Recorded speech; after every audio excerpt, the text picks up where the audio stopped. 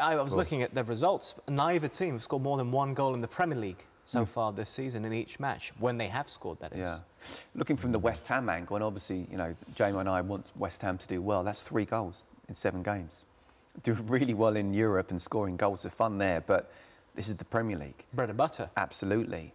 And David Moyes, a lot of money has been spent in the summer, where you look at the squad they've got, not only has it now got depth, which it didn't have last year, and maybe, you know, if Scamacca had come in or whoever, I know they were after Nunez last January, maybe West Ham could have gone all the way in Europe because Antonio wouldn't have been so tired. But now the squad is deep.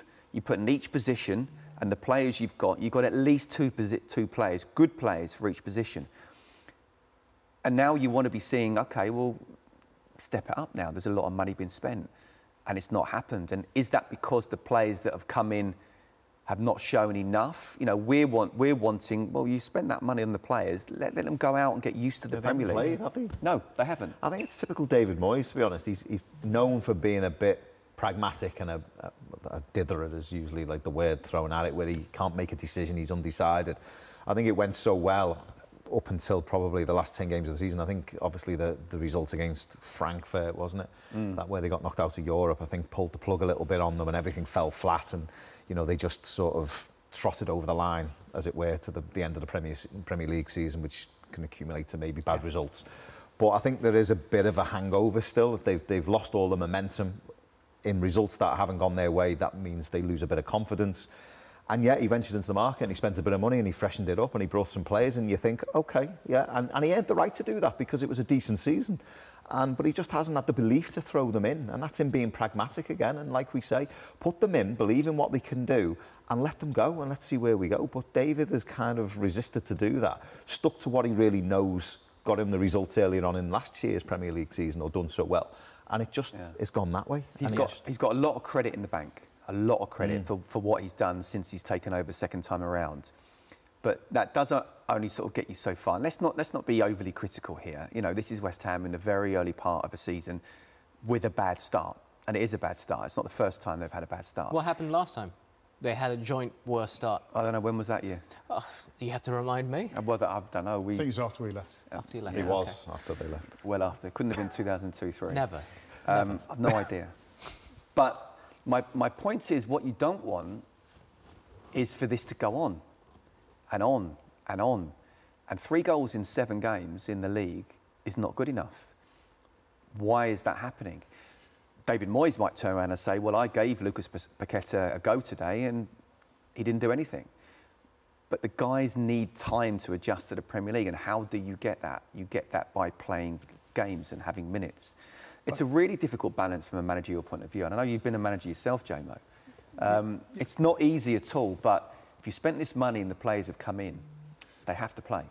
But what I find interesting, we're looking at this result, losing 1-0, and therefore they're in a really bad position. And if you look at the performance, West Ham were the better team, with the better chances. Once they were 1-0 down. They weren't, it wasn't a great first half. But when you were talking about Everton before the game, they've had the draw. You know, what's Frank doing? Is he sort of resorting to a defensive line and hoping to score the free goal? Well, that's exactly what happened today.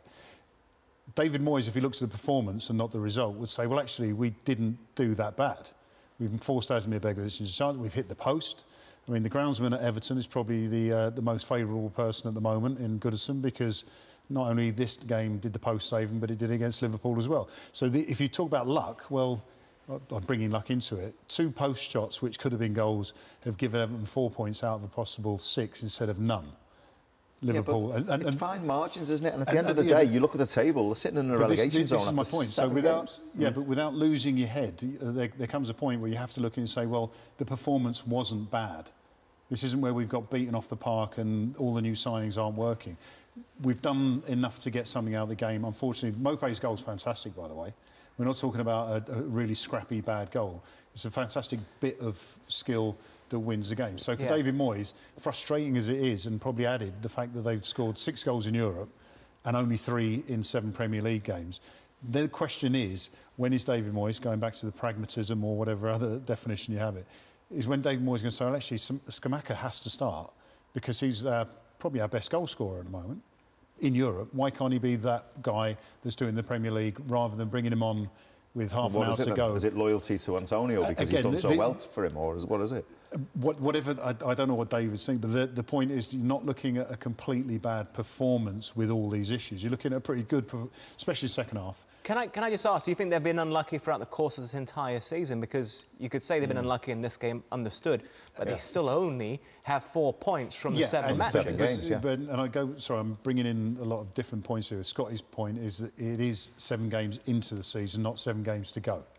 So therefore, if you're looking at the performances and going, we were unlucky against Chelsea because of this, we're unlucky against Everton because of this, then you're saying, right, well, if we can spin it quickly, or give them a relative time, even if it's before Christmas, to get things back, we're right with Dave because everything else hasn't been that bad. See, I'd agree with you. If that game today was Liverpool and they played like that and Liverpool nick it 1-0, you kind of go, OK, but they're playing Everton. Yeah, I agree. It's Everton. I think to say it was a good performance is not strictly true. To say it wasn't a bad performance is probably closer to the mark. Did they deserve to lose? No. Are they playing well? No. Did they play well enough to win? No. And did they really start when they were 1-0 down? Yes. You go through some of the games. Manchester City, first game of the season, it doesn't count. They're the best team in the world. They're that good. Nottingham Forest, missed penalty. But that's a disappointing performance and results. You've got Brighton, very disappointing result and performance, completely outplayed.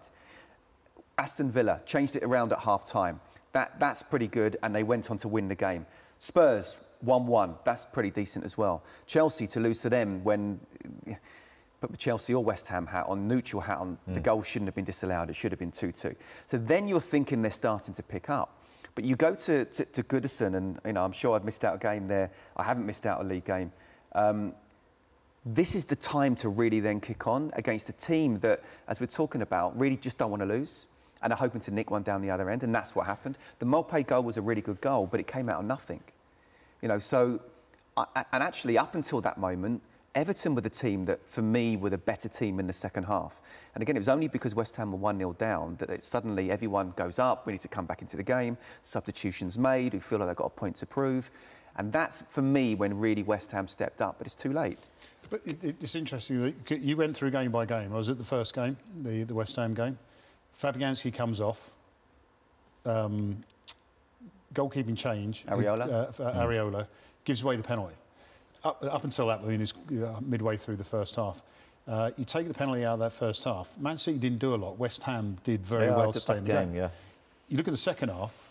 Areola wasn't getting peppered. A brilliant move by Jack Grealish. I don't know if to describe the goal. Haaland finishing off.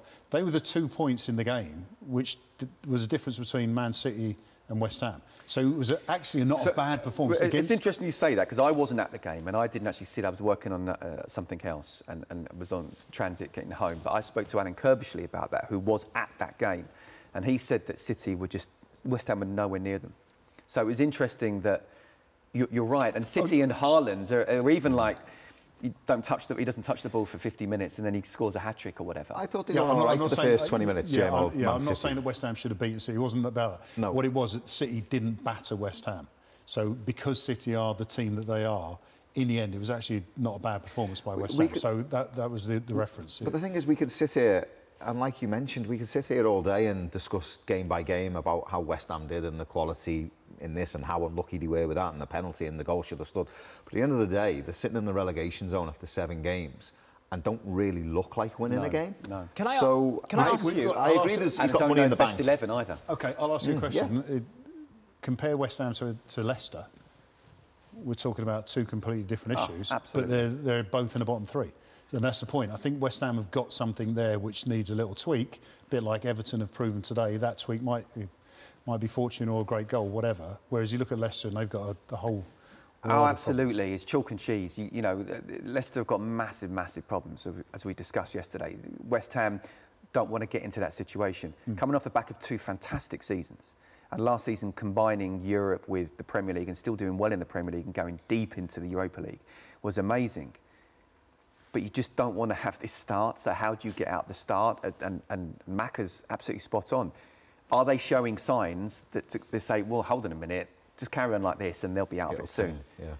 not seeing that at the moment. Let me ask you this. In terms of Europe, now, Europa League was last year. This year it's conference, so there's going to be less money, and they had to play their playoffs as well, let's not forget. So they've had their group stage games. They've just had back-to-back European matches. They had to have the Don't tell me playoff. they're tired. It's not a question of being tired. It's a question of squad management, considering the World Cup is coming up and there'll be players involved in World Cup squads. Can you lose focus in the Premier League? Shouldn't the focus be given more there? Because it's your bread and butter, like we mentioned. Financial impacts of being relegated from the Premier League to not progressing far in Europe. It's chalk and cheese there. It really is. I'm scanning through my head now, and forgive me for not knowing this, but I'm questioning how many of the West Ham players are actually going to be involved in the World Cup. I'm just thinking of some I don't know if Bowen will go. Rice, you presume, will go, particularly now the news at Phillips. We're not talking about Man United and Liverpool, No, where not to that the whole extent. squad's going to practically... No, but there will be, that it's not just for England, is it? They've got internationals in there. But David Moyes can't think about that. You know, this season is unique in the way that the World Cup is where it is. So if you're a club manager, there's two parts to this season, pre and post. You don't think about anything else. You just get to that World Cup stage and you say, right, I've got a 16-game season. How do I get to that? And then I worry about what I'm going to do post that. So even more so, it's like, just concentrate. Your question about, you know, concentrating on the Premier League or not, he is concentrating on the Premier League. The Europe and Premier League, you're almost seeing two different teams, which is what's happening. It's just now you're getting to the point where the Europe's going really well, Premier League's not. Maybe some of those players who are playing in Europe should play in the Premier League. Deserve it. I.e. Skamaka. I said I wasn't particularly over-enamoured with the way he played since he came on. But it's not easy to come onto a game like that and suddenly, bang, the good players really do it. But he wants to be playing from the start. And I think it's, you know, I didn't really see enough of Mikel Antonio, as hard as he worked, to say that we don't give Skamaka a chance, because the Premier League team is not working at the moment. OK.